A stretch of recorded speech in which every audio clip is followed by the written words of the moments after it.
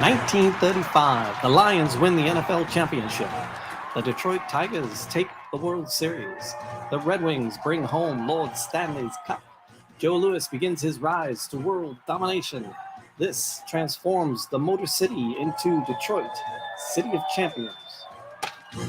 Crack of the bat, and we are off and running. It's like we won one football game and the world has lost their damn mind. I've lost my mind. I'm incredibly excited about the Lions. One game. I told you I drank the Kool-Aid a couple of years ago. One game. So what? So I just, give me about game 6 or 7. No. Get on board now. I'm on. I hope I've been hoping I'm the best since Campbell showed his face. I love that dude. Go. Win, lose or draw. I love that dude. Go from hoping to just go. Jamie, you just got to get right on the wagon. Cilantro. It's get right on the wagon. Cheers, brothers. Cheers, bro. It's it's one game, and I want to see a whole crap ton more. No, you got to dial it up to an 11 right now. You got to dial it up to 11 right now, Jamie. I got 58 years of disappointment behind me. So what? It feels so much better if you just go whole hog right into it right now. You can't tiptoe into it. You've got to be on board. Oh, tiny Tim tiptoe. Raise your expectations. Super Bowl or bust. Oh my God! I'm like. Oh, it was Bowl. fabulous. Someone Super else Bowl. was like, they said, "Oh, it's gonna be." I don't even know if it's a possibility, but they're like, "Oh, Green Bay and the Lions in the Super Bowl." And no, I'm like, I can't. No, I know. That was like the early that day. And then they're like, "Oh no, all right, it's gonna be the Bears," and then the Bears crapped the bed too. But they can't either. They're the same division as them. They can be in the NFC Championship. The person was like me, who knows nothing about sports. But no, it feels so much better to just drink the Kool-Aid. But don't refine it. Don't water it down. Just go straight blue Kool-Aid. But here's the thing: I'm curious. So, like in 1935, what the sentiment in the city was like, right? Because we've had the Tigers like go to the playoffs and go to the World Series, not too long ago, they were in the World Series and they lost. Yeah. And it was like, they haven't won since was 84 last time they won. Yeah. So, but they were in it in mid 2000s, 2012ish. Yeah. Not 2012. I always forget the years. Not too long ago. Yeah. But it was funny because the year before that, they were like that worst season ever, and they were in last place. They had to make a new lowest place because they were so bad. You're talking about 2006, something like that. Yeah, 2006. They prior to that was sort of like out of the nowhere. And then the next year they had just gorgeous year. Well, say in the 2000 aughts, they 10, like 11, 12, 13. They started dumping cash like crazy into that team. It was a total mercenary team. But I'm curious about 1935. I kept the little there. We couldn't see it. We weren't looking at the cameras. We couldn't see our darling faces. But I'm curious, what the sentiment was like in the city, because the Tigers game, they were in the playoffs. It was Tiger Mania. But then they lost in 34. Yeah, it was Tiger Mania. But Mickey was like such a cheerleader and getting things ramped up, and then that's what brought the Lions to become the Lions that year in 35. Well, the constant. So what happened before 34, the Tigers were deader than a doornail. Yeah. But then 34 was like the awakening. Like the city went absolutely insane for the 34 Tigers. Well, but here's the thing. But because the Tigers lost in the 7th game in the World Series, it was just an absolute crusher. Yes. And then, but what it did was Mickey was like, next year it's on. But back. if they hadn't won in 35, it would have been devastating. With the whole thing, and like that one Probably. year, right? They had a really in like whatever 2006 you said or whatever that was. Yeah. It wasn't too long ago. Yeah. Because it was great because we went. And so it was, 2006 they came out of nowhere. 2006 they came out of nowhere. So, but the year before they had an awful season. It's like they were absolute last place. Yeah, 2006 was like a totally out of the nowhere. And then the next season, they started out a little rocky and then just went really well.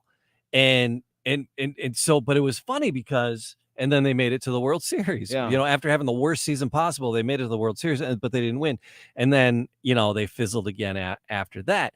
So if they hadn't won in 35, it would have been devastating, in my opinion. I wrote that in the book too. That would have been devastating. The Tigers could be no more. Actually, that was because the way that I say it in the book was that so here's the thing is that the Tigers in order to understand that component of it, we're kind of talking about two different things about what the mood was at the time. Right. Going into 35, it was Tiger Mania. There was caravans of people going down to spring training. Oh, wow. It was like all these stars. I've got pictures of Walter Hagen in a Tiger jersey down in spring training. It was a who's who. Newell Banks, we're going to talk about in a couple shows later, doing the checkers champion. He was down there doing outdoor checkers matches with people. It was, they were all there. It was the biggest thing. And so, it was just Tiger fever. Yeah. The Lions, who had come off of an incredibly successful season, though they failed short of the playoff, the championship. Yeah.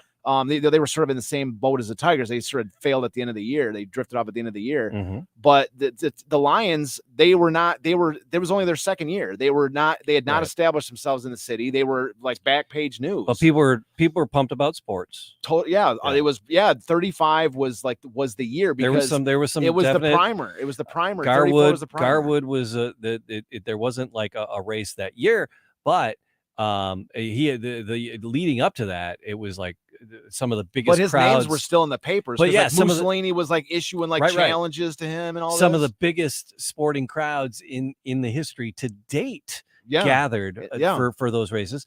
And then Walter Hagen, the Ride of the Pride with the Ryder Cup goes all the way back to there and beyond. And but then you had Joe Louis coming out in 1934. Nobody knew who he was going into 35. The frenzy. Yeah, but nobody knew who Joe Louis was in 34. It was really January of 1935 when he gets on his first biggest stage, which is where he's fighting at Olympia Stadium, and Max Baer, who was the heavyweight champion, is the draw. Yeah. And Max Baer was clowning around in front of the crowd and not doing making basically a joke out of the boxing match. And then Joe Louis comes in after him as like sort of undercard. Yep. And then and Lewis is like just devastates his opponent. Yeah. And they're all like, the fight of the night was not the heavyweight champ. It was this Detroiter who put on a show in his own hometown and just like was destroying this guy.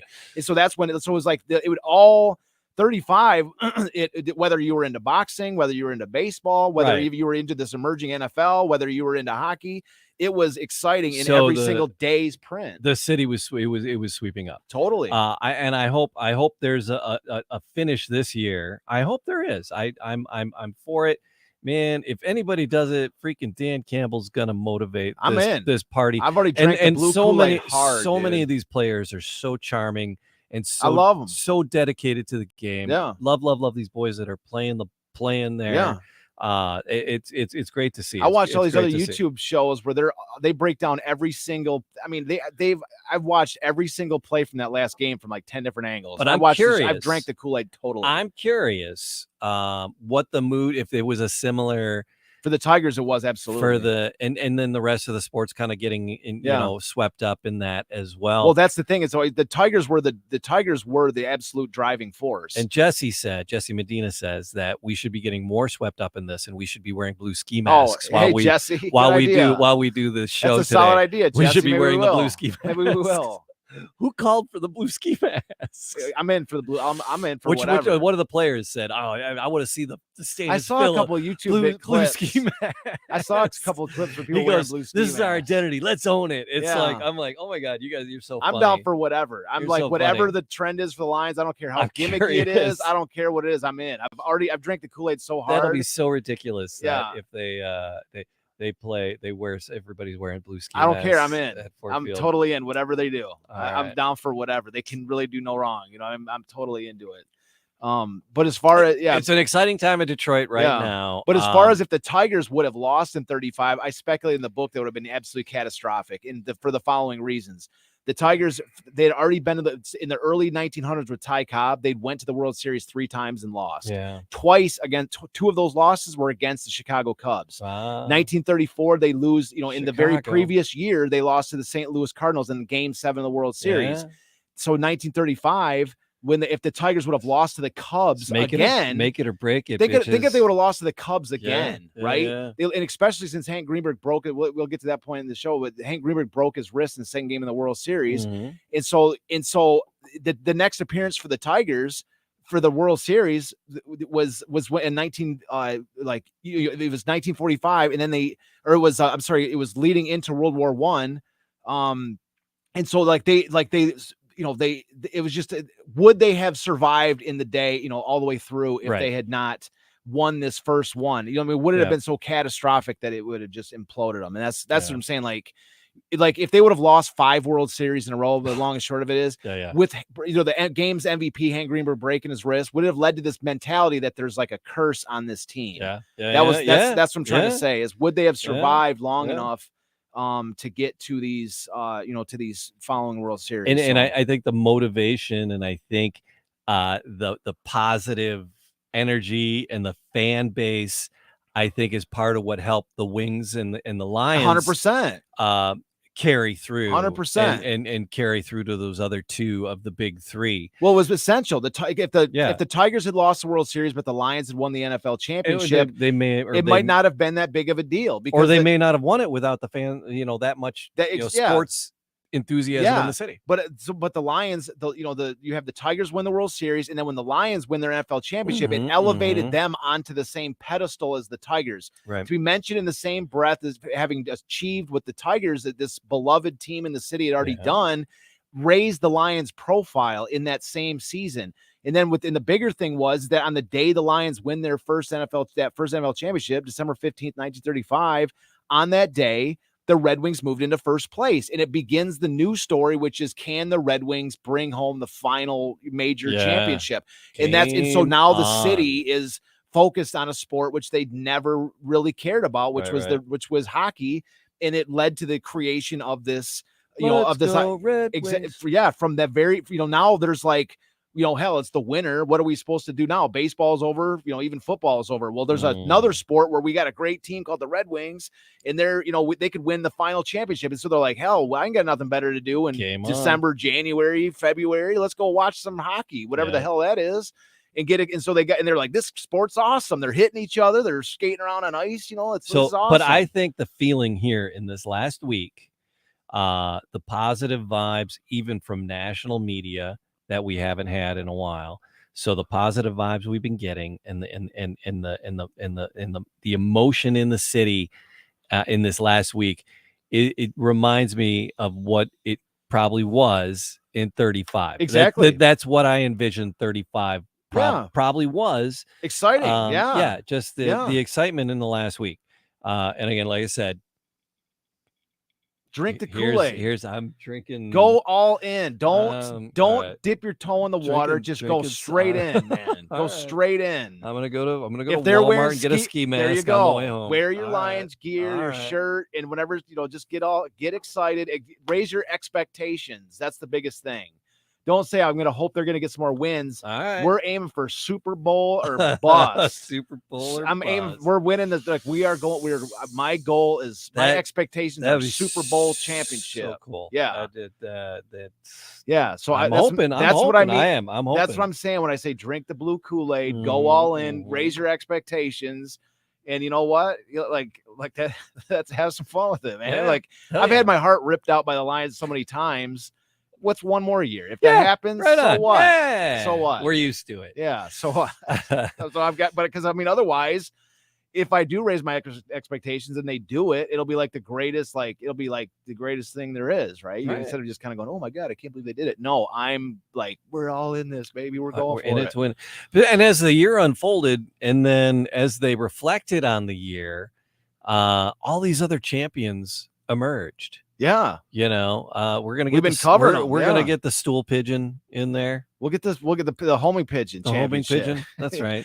That's more of like an ancillary championship. But yeah, we'll factor that in. I'm kidding. Somehow. That's one of the that's not even in the 33. That's the one we still have to vet a little bit. Yeah, we have to vet that one. But because they didn't really. He said that they kind of they didn't include that themselves. But they had people making those claims.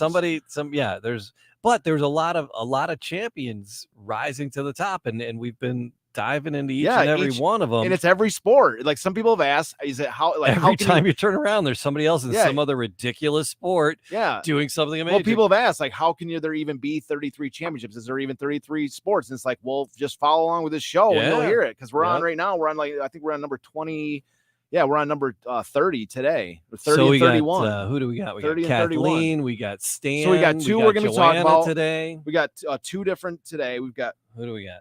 Stanley Kratkowski and Joanna De Tuscan. All right. So Stanley Kratkowski, he's going to be very quick. I don't have a ton of information on him. I mean, very little actually. Kratkowski. So Stanley Kratkowski, he's got to be a little Hamtown boy there. Yeah. So yeah, is he a Hamtramck boy? I believe so. Yeah, he's got to be a Hamtramck boy. Yeah. So he is so Stanley Kratkowski is I don't care. Is the there you Sammy go. Sammy Kratkowski, yes. And I don't care. That's right. I think that was his nickname. He had a rough childhood, man. I'm sure he did it, but that's why he got all he got all buffed up. Look at him. This guy's buffed up, man. Yeah, he is. Look at this. He's flexing for that picture. That's on the City of Champions newspaper too. That image. Okay.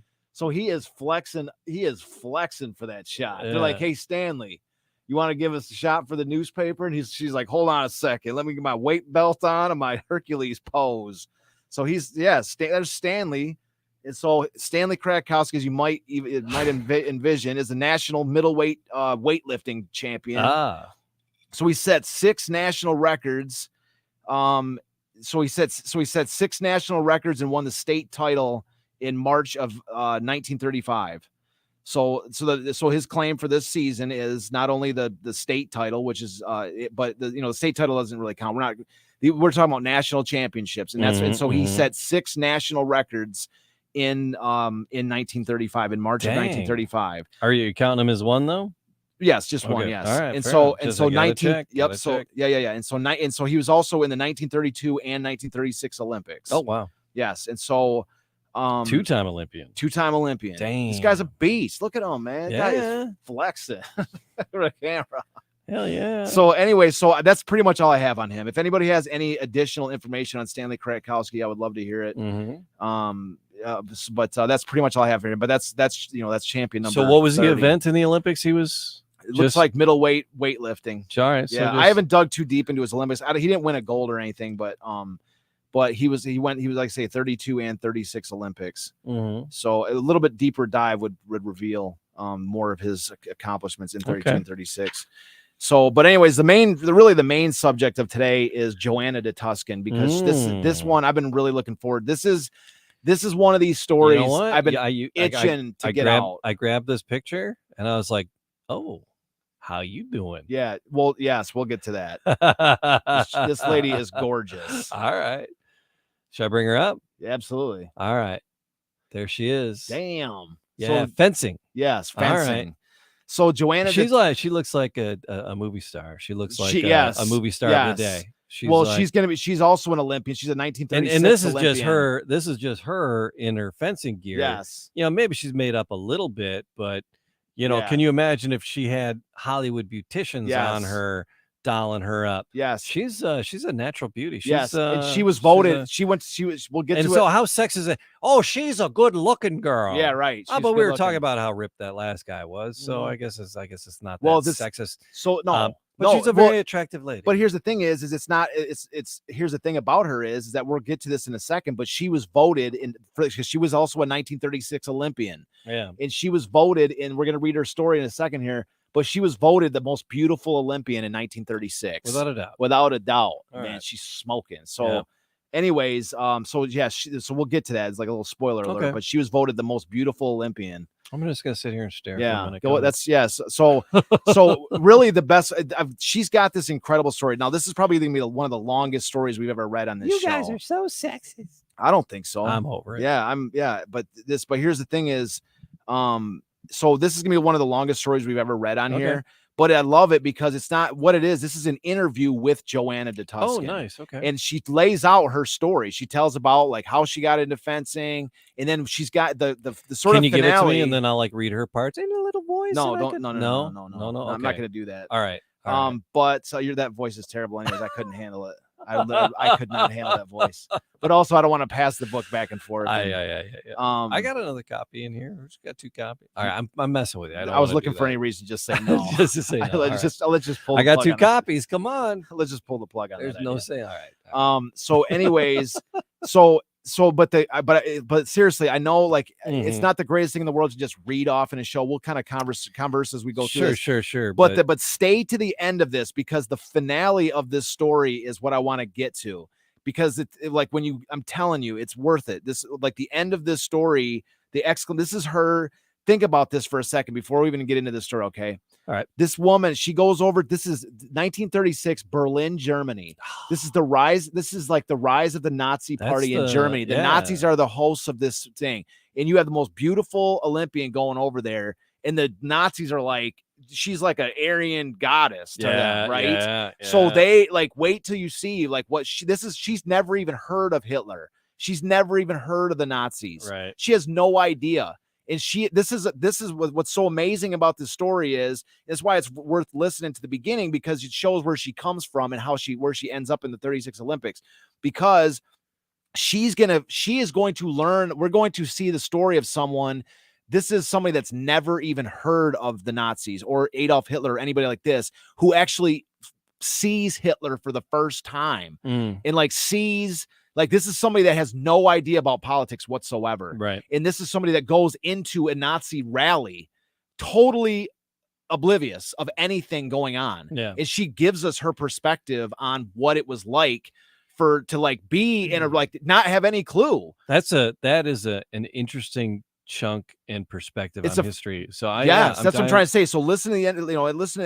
I know because I've read the book cover to cover, word for word. Yes. So so I know this story. It's a story I have been wanting to get out for a very long time, and I'm very excited. I'm glad we get to we get to share it tonight. Yes. And that's the thing about the podcast is we're bringing things, because people skim the book and they jump through the book and they read the parts. And you might see fencing and go, "Oh, I don't care about fencing." It's kind of right. But then they don't realize it's like, oh, this is an important story too. This is fascinating. It's like between the politics and the time. That's the thing about the champion story. There's so many facets to it that it keeps giving. So what do we got? Yeah. So like, again, the City of Champions is what draws you to it, and then you find all these other stories which are interesting in their own right. So what this is this is an interview. This is an interview excerpt. The full interview is far longer if you want to get into it, but this is the favorite sort of chunk that I use for my book. All right. So the interview excerpt. This interview excerpt was recorded in 1988 as part of a series exploring Olympic athletes prior to World War II. The interviewer is George Hodak, and the woman being interviewed is Joanna De Tuscan. Harding was her full name by 1988. Right. So let's just get right into it. Okay, so this is so I'm just gonna read both roles. Maybe we should do it's an interview. Should we go back and forth without you having the lead? Okay. Because I'll just be silly. Okay, so I'll just read their name for each. Okay, so it begins with Hodak asking the question. Well, today I'm in Hollywood Hills, California, and I have the pleasure of meeting and interviewing Joanna De Tuscan Harding, who competed in the 1936 Olympics in the fencing competition. First off, I'd like you to tell me when and where you were born, and then talk a bit about your family background. So this is De Tuscan here. Well, I was born April 30th, 1908 in Detroit, Michigan. 6 months into my mother's pregnancy, she fell down some stairs, and there I was. You were born prematurely? Yes, in those days, of course, they didn't have all the facilities they have nowadays. My mother was a very clever lady, and here I am to prove it. Wow. My mother came from Yugoslavia as a 19-year-old widow. She came here and she did one thing or another. She started a hotel, and then various companies wanted her to start a series of hotels for working men. My grandfather was a Serbian bishop of the Greek Orthodox Church. My father was going to go into the priesthood, but he was a sort of playboy, and by then, my grandfather thought that maybe he'd do better than the United States. So someone said to him one day, there is a beautiful widow in Detroit, and you're never going to do anything working with your hands. You'd better go to Detroit. Anyway, he did go to Detroit, and they did fall in love and were married. And then my mother was the first woman real estate broker in Detroit. That was a long time ago. Hodak, in which section Detroit did you grow up in? To Tuscan, I was born in Highland Park, and then I grew up in Detroit on a street called Virginia Park 109, Virginia Park. I went to and graduated from Highland Park High School. In the Hodak, were you athletic as a youngster? De Tuscan, yes, we all were. My father was quite a horseman, and we rode our whole lives and swam. We were all athletes. So Hodak, tell me what you did following high school. What were your plans after graduating? Well, I was interested in art. I was going to be a designer, and I went into an arts and crafts school in Detroit for 3 years. I did a lot of jewelry design and sold a lot of jewelry designs. Then I went to Rhode Island School of Design. I also took portrait painting. Hodak, where does the fencing enter into the chronology here? and then De Tuscan. Well, my father had a customer from New York who had a friend, a young man from the Ludwig Academy in Budapest, which was the Royal Academy. You know, my family was still very European, and they felt I was 17 years old and that I should marry someone that they knew something about. Well, we were introduced, and he taught me fencing. He started me fencing, and we started a fencing group in Detroit, and I won all the championships in Michigan and the Midwest until I went to the Nationals. Hodak, this was Bella De Tuscan. And then Harding, that's sort of Bella De Tuscan, yes. So Hodak, did you take up fencing in earnest? Yes. Well, I like it. I was a sport, and it was a thinking sport, which appealed to me. It also made great demand on the body as far as coordination is concerned. It was also a sport that I consider not a comparative sport. I don't swim faster than someone. I don't hit a ball where there's that second or two before it reaches the other side that gives a person time to think. When you move, you do something, and you can be interfered with in 1,000 different ways, like in boxing. The only difference is that in boxing or wrestling, you sometimes lose your ability to think clearly, and therefore the opponent who has hit you harder has an advantage. But in fencing, there is no such advantage. So you're thinking the entire time, and your reactions therefore have to be very, very fast, and they are. I think it develops the best coordination of any sport. I love that interpretation from the player's point of view of fencing. You don't get that. Normally you don't get, I never, fencing, I didn't think about that. And that's in juxtaposing it with boxing as to, if you're punch drunk and somebody they're got an advantage. But I mean, you've been hit, emotionally you're hit and you're off because you've been hit or you were sided or whatever in fencing. But you're not punch drunk. It's not hitting you like. Well, it's like Mike Tyson. That. It's like Mike Tyson said. Nobody bit off your ear. Well, no. Mike Tyson said there was a quote where Mike Tyson said You're tasty. They were asking Tyson about, there was somebody or another that had a plan about, like, somebody in the interview said, I've got a plan for Mike Tyson, and they asked Tyson about this guy's plan, and he said, well, everybody's got a plan until they get hit in the mouth. That was Tyson. So that's comparative. It's like everybody's got a plan. But she said, the keeps going. Yeah. And the thinking game is on. I like that. A lot. So there was a professor. So this is her continuing. Okay. There was a professor at Wayne State University, Dr. Fred Gerhardt, who developed his theory that man could lift himself off the ground. He did a sociodynamic study on sports, and he went all the way from war to tiddlywinks.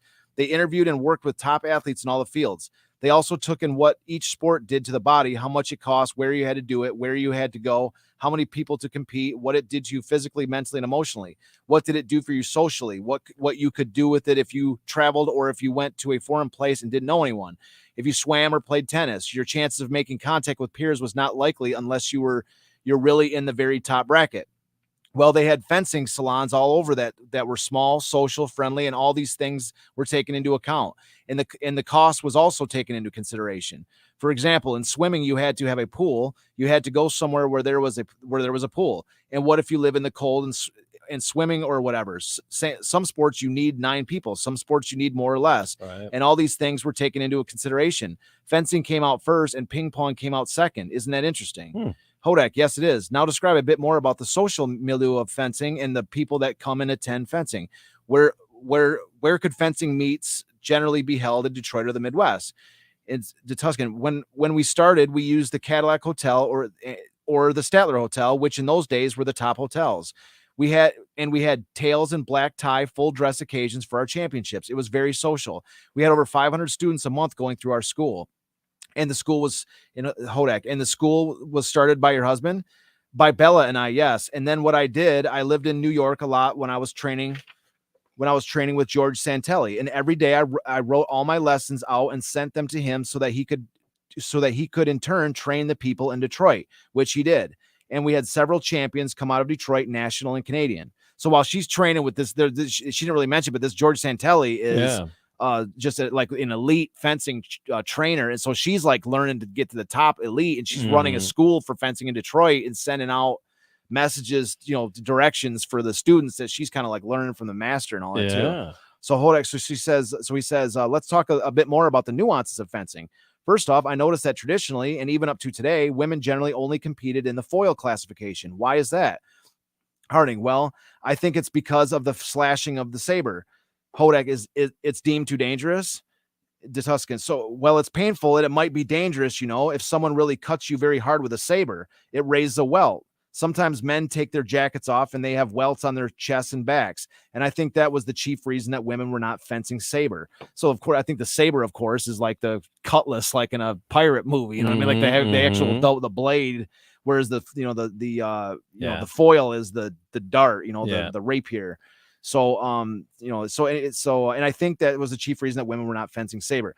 And so Hodak says, did you take up saber? And she says, hell yeah. She says, I fenced saber because it was more colorful. The movements were, well, as you know, when you see fencing or dueling in movies, they make these gigantic movements. I like Joanna more by the minute. Yes. Well, if they really did that, they'd be dead in about 2 minutes. But the movements are more colorful and slightly exaggerated and are more visible. I think the big thing in fencing is that the movements are so close around your opponent's blade, unless you do something like a coupe and extensive footwork, that the eye cannot see some of these small movements. And I think that's one of the reasons that it wasn't a spectator sport per se, unless you did the social thing with it and make it a big event. Hodak, yeah, I think that fencing is still not what you would call a popular spectator sport. And she says, no, because you couldn't get several hundred people or 1,000 people to watch anything that closely. In other sports, you can see the ball, you can see a group of people pushing the ball, or you can see the puck. You can visualize this, but this is small and you can't go too far away because you can't even see. And it's very close, very fast sport. And they did a study in England. I've forgotten the year for speed. And they found that a thrust is as fast as a magician's trick, a sleight of hand trick. And that's why they were able to cheat so much in fencing. Cheating was prevalent. Hodak says, what do you mean by cheating? And she says, well, for example, when I first went to New York, I was the first Westerner and I would make a hit and the judges, who were all New Yorkers, refused to see the hit. Well, there was no way to prove it. It was fast and I'd stop and my opponent would hit me then. I got so that it not only put the hit in, but I curved the blade as I held it in. So the blade was curved and I just held it. And that's a very difficult thing to do because the movements are fast. But I know my husband came to New York to watch a championship and he got so upset. And I said, look, don't upset me. I just know I have to win 10-5. That's all. I just had to make 2 touches to get credit for one. And it was okay. I really didn't have any emotional involvement with that. It happened all over. And sometimes people really weren't dishonest, but they felt so close to their own side that, it's sort of almost a psychological thing rather than being dishonest. I don't think they were crooks at all. I think that it was just they wanted their side to win so badly. It's like 10 people seeing an accident. If they have any relatives, they always see the benefits for their own side, obviously. Another thing that I think made fencing extremely popular in Detroit was that it had become very, very social. And everyone that was social came to the club. We had dinners and parties. We went to all the social things. We gave exhibitions at all the best clubs and whatever. It was a sport. I think that it attracted a lot of people that normally wouldn't go in for other sports, in that it had a social background. They went with friends and they'd fence. We had a bar and we called it the Chummery. We had a wonderful old painter who said that the English in India call their bars chummeries. And so we named our bar the Chummery. So then everyone would go to the Chummery after their fencing. They'd sit around and drink Cokes or whatever they wanted. And we'd sit around and visit for hours. We had big balls and big parties. We'd have atrocious parties, and we'd have plays, and they'd all be different parties of different parts of an act. We'd act out bullfights. We had a great big ring, and one would be the toreador, and another would be the bull. We made all these things. We even made the bulls. Everything was all very artistic and clever. We'd have Halloween parties with corn stalks, and we actually have live animals in the place. I mean, we really did things so that they were colorful, they were fun, they were exciting, and everybody wanted to go. Everybody wanted to be a part of it. Hodak, certainly you received a lot of attention and recognition. The Detroit newspapers certainly reflect that. And she says, we had tremendous news recognition, and we also got a lot of national publicity. Hodak, describe the circle of competition. Where would you compete outside of Detroit? Would you travel extensively through the Midwest? She says, yes, we competed in Chicago and St. Louis. I won the Midwest Championships in St. Louis. From then on, I stayed in New York and fenced in New York most of the time. Hodak says, Hodak, in New York, you fenced with George Santelli's club? She says, yes, I won the 13 final competitions, all 13 of them, first play. Hodak says, so you started fencing in New York around 1934. She says, probably, that sounds right.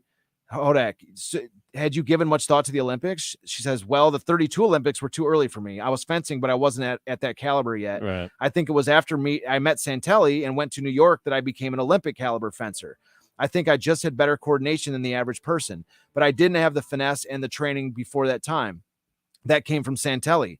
Hodak, so what sort of things did you acquire in the way of experience from Santelli's tutelage? Is it just a better sense of strategy?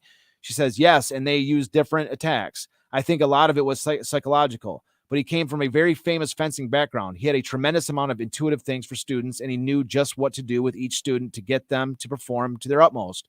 And I think that's really what it is. If you have the coordination, which I was born with, and I don't get any credit for that at all, and you have good direction, then also, fencing is really psychological.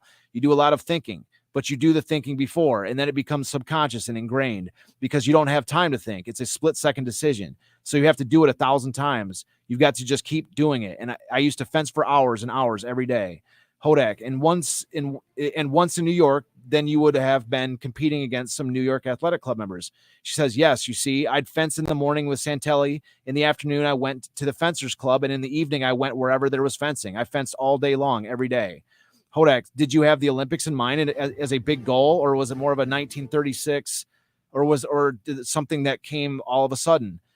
And she says, the ambition wasn't there. I was just simply the extreme joy of doing this. I mean, I just love doing it. I love the fencing, and I love the competition. I love the attention, and that's what it is, purely the love of the sport. I adored it. Hodak, so you and 2 other women qualified for the U.S. Olympic fencing team? She says, yes, there was Marion Lloyd. She was always the top champ fencer. Joseph Vince was her coach. In fact, after the games, he came to me and said, you're the only one of the American women that has a chance, that's ever had a chance. I want you to fence with me from now on. I'll never charge you, and I'll pay you for all your time in New York and everything. And I think that would have made me a professional. And I said, no, thank you very much.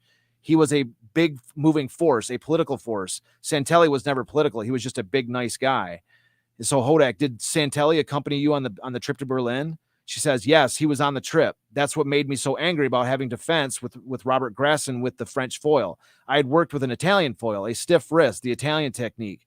And they put me on the ship, and they made me take lessons from him. Hodak, it was as if you were starting all over again. She says, well, it was changing, totally changing. And I kept thinking, I have to control myself. I will ignore the things I'm doing. But here I was lunging on a ship as it went over the waves. It was up, and next time it was down, and my footwork was terrible. I was totally stale. John Diamond, who was the coach from West Point, even he interjected.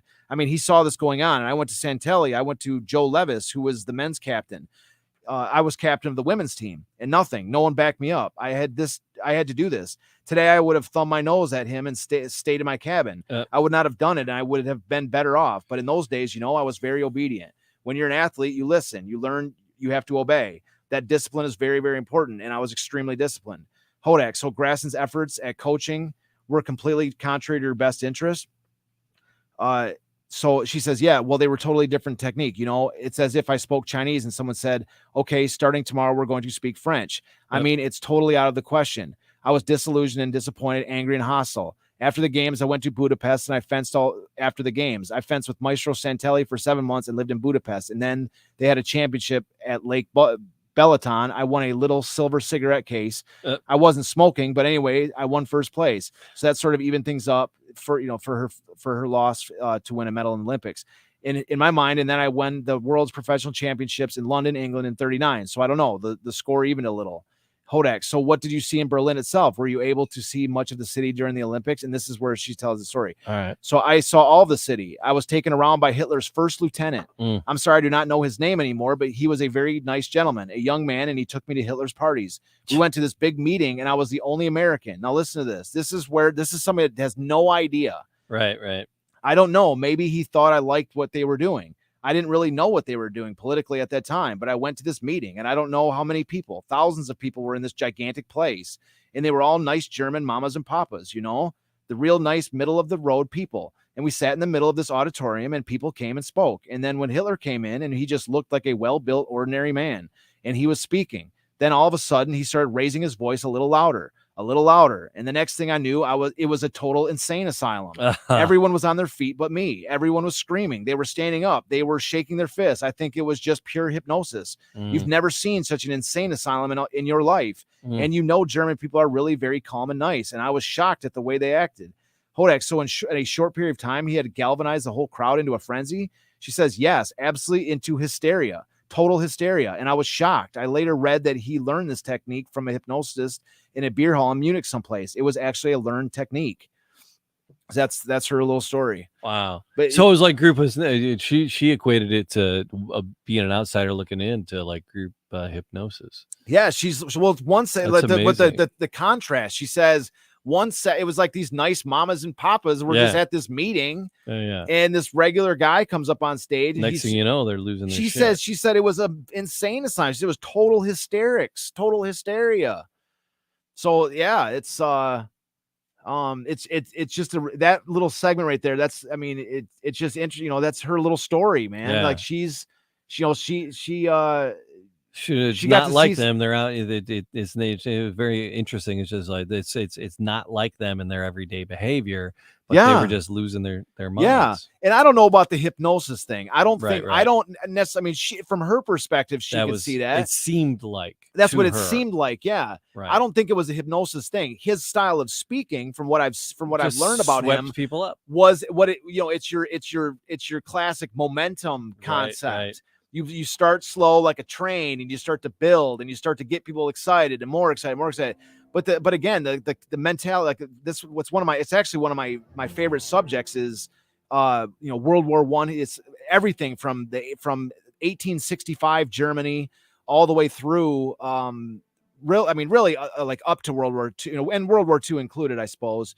But like all the background, World War I, the interwar years between World War I and World War II, it's one of my favorite subjects. And the Germans, it's the thing about it is like, people just don't understand what the Germans went through. You could almost equate it kind of to like what we're talking about here with the City of Champions, with like the Tigers, because the Germans in prior to World War I had this. It was the German unification in 1871, and the feeling in Germany was that they were this superpower that was rising in 1871, leading all the way up to World War I. They'd just been kicking the crap out of every single army. They were a European land, the land power, and they were just kicking the crap out of everyone for 30, 40 years. They occupied France in 1871. They occupied France, Paris. They occupied Paris. And so they were like invincible. And then they went into World War I, invincible. And they fought this. They honestly, they actually should have won World War I, but the Americans came in and there was that was the end of the story. When the Americans came in, they were such a fresh superpower coming in. There's nothing that Germans could have done. Right. And so the long and short of it is the Germans had come off of this. The Germans had come off of this like feeling of like we're a rising superpower. They were like becoming, they had colonies in Africa. They had colonies in the Pacific. They were this rising power.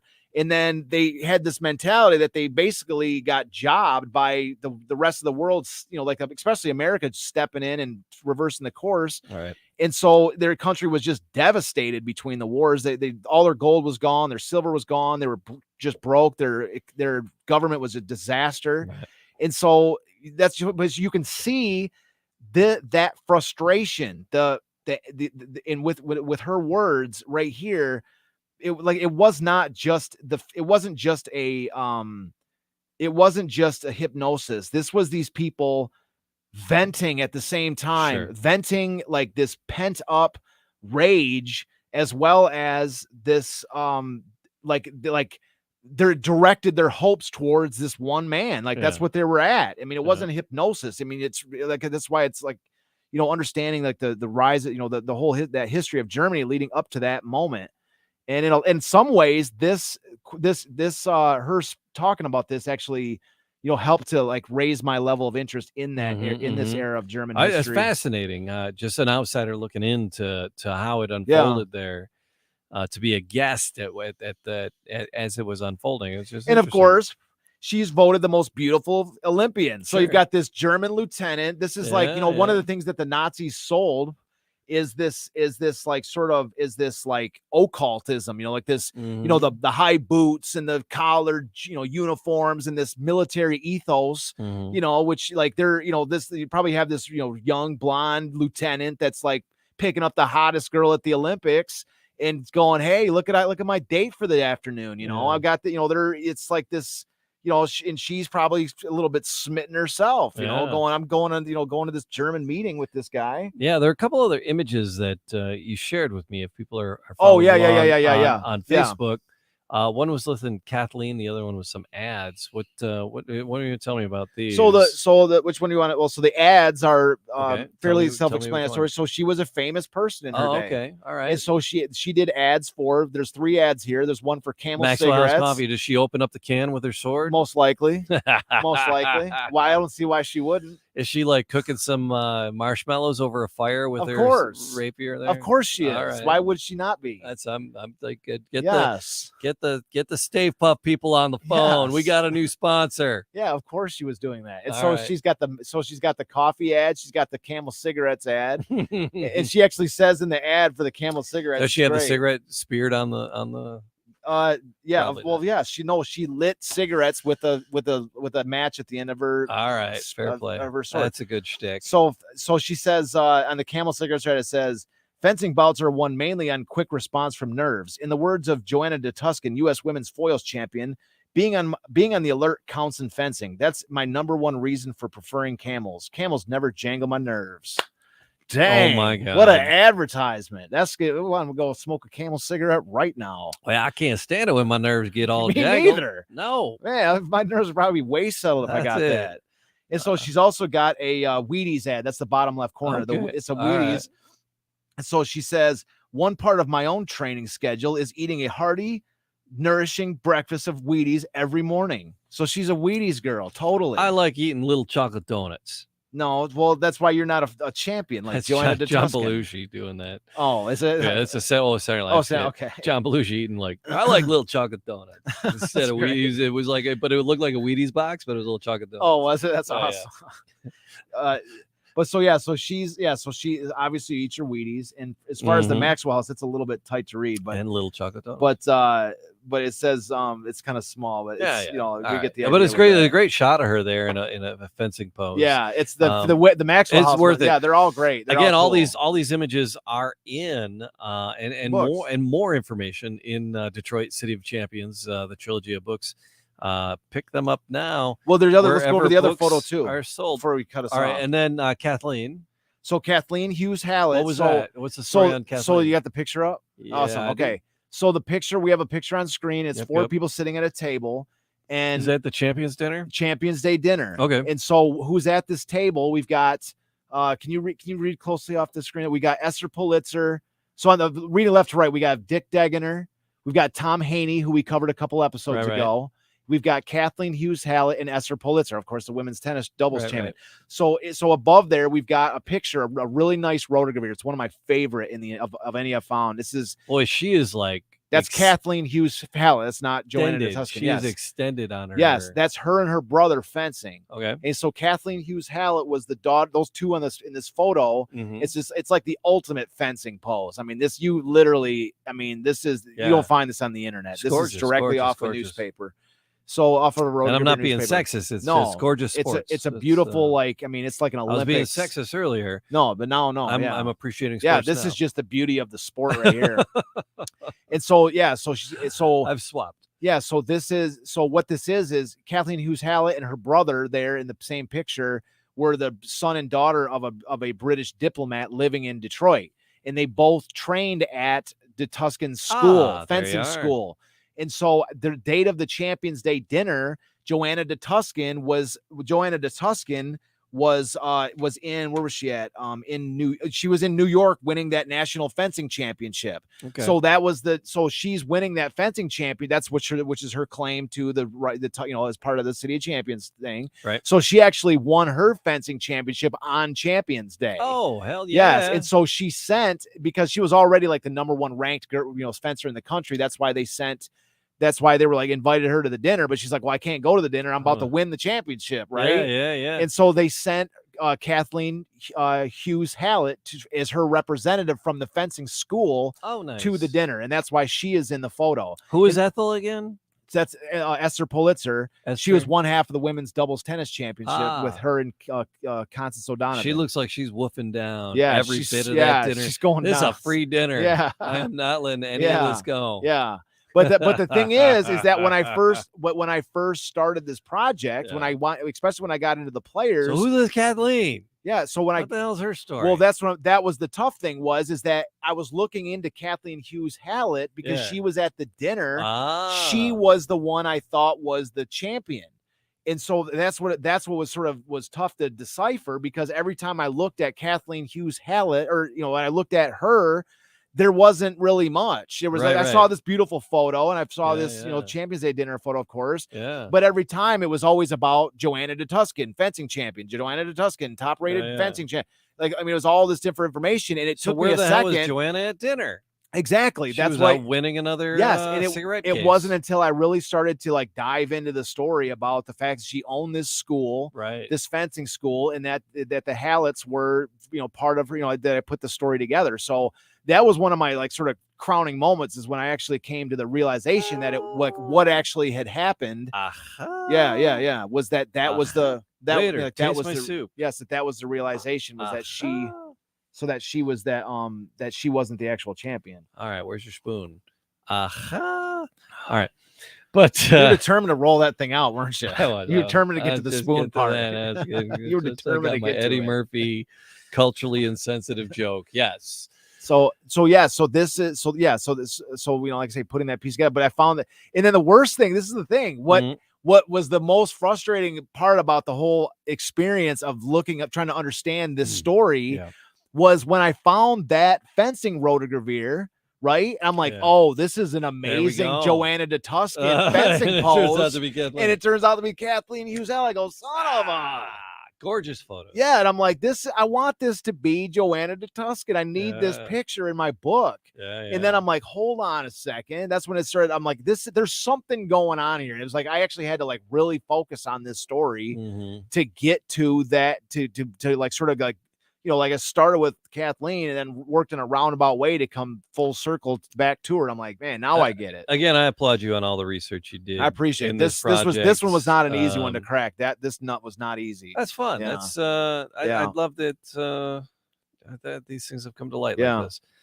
So anyway, and also as a final asterisk next to this is that in 2001. The Joanna De Tuscan was put in the U.S. Fencing Hall of Fame. Oh, good. Yeah, so she is a true legend, and of course, we go down the entire list. If another city is we make the claim that this is the greatest season in the history of American sport, and so the backing of this claim is, who are you going to put up against the three teams? Right. Who are you going to put up against Joe Louis? Who are you going to? You go all the way down the list, all these sports. Even if we got a fencer, we got a backup. Even if fencer. you match the first 29 championships, we got a backup fencer. Sport for sport, exactly. Who you get all the way to the point, you're like, now who are you going to put up against Joanna De Tuscan? Now if you got somebody, we'll bring Kathleen into double team. Yes, and if we have to, we'll bring in her backup. Yeah. So that's what I mean.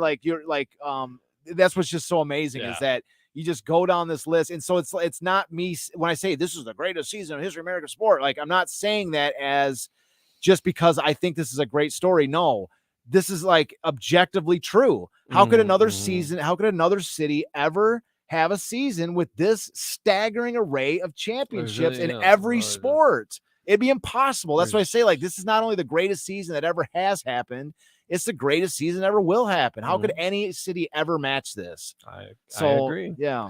That's why I've been sitting here with you for 105 episodes. Oh, that's the reason. It's not my wit and my rapier-like charm. Yeah. Like I said, 105 episodes. Everybody anybody who's joined us for this long of this party, thank you. Thanks for listening. If you're new to the party, you can hunt and peck around and find the sports you're interested in. Find the series. We got them piled up on YouTube in collections of the different sports and things. Or just hunt and peck through the audio feed and find the stories. Yeah, we got it archived, or because don't ask us to start at the beginning again, because there's been a lot of time on this. That's it. So subscribe, leave a comment, do all those podcast things in all the podcast places. Wearingfunny.com for the merch. You can get and I have one more little announcement before we move on too. Is Detroit City. So Jamie gave me some stickers to take to the stores that I'm in. Yeah. 12 Oaks Mall and Partridge Creek Mall. Yeah. You ever come in? Especially I'm at 12 Oaks probably 5 days a week. Yeah. 4 or 5 days a week I'm at 12 Oaks Mall in Novi. But anyways, Jamie gave us some of the stickers designed by Chris. Yeah. Our friend Chris checked in earlier. And so we brought some of these stickers in and into the store with our logo on it. And we sold our first sticker the other day, bro. Yes. Yay, all right. Alongside, but a lady saw the sticker. She's like, "This is awesome." And she's like, she goes, $3, here you go. And I was like, I've got to tell Jamie this, but instead I was like, you know what? I'm going to save it for the show for the big announcement. We sold our first in-store sticker. So that was pretty awesome. Moving product. Moving product, man. It's always that. I always like to tell artists their first, about their first sales. So that's like, no matter how big the amount is, I always like to text somebody and let them know. So that's how I'm letting you know we got our first sale. If anybody's a fan of the City of Champions who would want to be a sponsor, always willing to take people on as sponsors. Yeah. So and buy stickers and whatever. Because shirts and we'll gear. send you a shirt and a supporter sticker. Something. Yeah. But so DetroitCityOfChampions.com and then wearingfunny.com and then find out all about all the stuff we got going on in those two places. So subscribe, leave a comment, and thank you for being with us, Charles. Thank you. My pleasure as always, Jamie. Great show. We'll do it again very, very soon. Another thing too is we also started I started another little side show called Baseball Revolution. I just did the first one a couple weeks ago. So so if you're wanting to take the first steps into the new show, I'm gonna broadcast right after this. Yeah. The concept is we're just trying to do a little bit of a more common, a little bit. Yeah. So little 15-minute episode following this. So if you subscribe to the other, to this channel, you want to maybe subscribe to the Baseball Revolution. We're going to be going live right after this. So just a couple minutes away and we're going to go live. Yep. So there you go. All right. Baseball Revolution coming up soon is Detroit City of Champions, the podcast. See you next time.